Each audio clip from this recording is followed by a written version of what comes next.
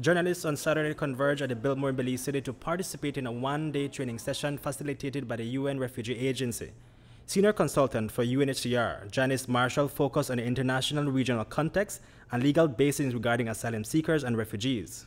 Well, the purpose of the training really is to create more awareness amongst the community of journalists and media workers in Belize so that they have a deeper understanding of who it is that's coming to Belize, what are the characteristics of a refugee and why they are coming to Belize, and how the government determines to protect people in Belize.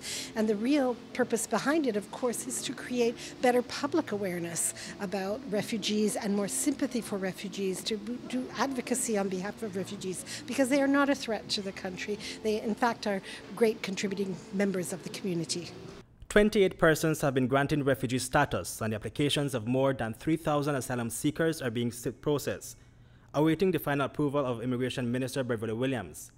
The applications are submitted by citizens of neighboring countries such as El Salvador, Honduras, and Guatemala.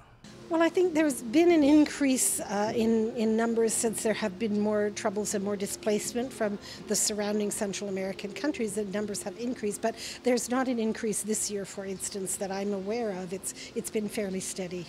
Once somebody is accepted as a refugee, what are the benefits or the services that the person is being provided? Like, it's like an identity or housing job?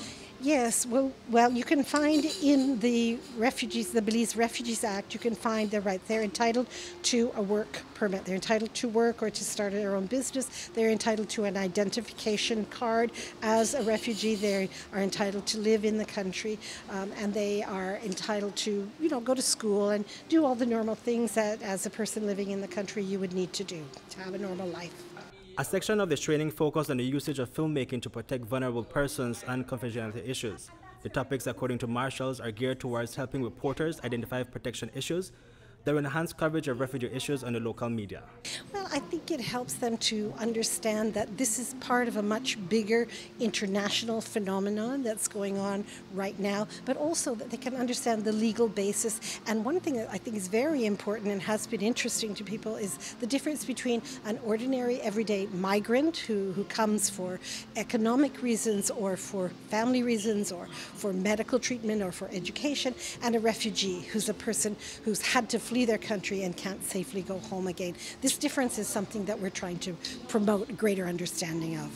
I hope that they go home understanding that there is in fact a legal basis for refugees, that not everyone who comes to Belize is a refugee, but those who are refugees get properly recognized, and that they would become advocates for promoting a better understanding amongst the general public of why refugees need our protection in Belize. Reporting for News 5, Hipolito Novelo.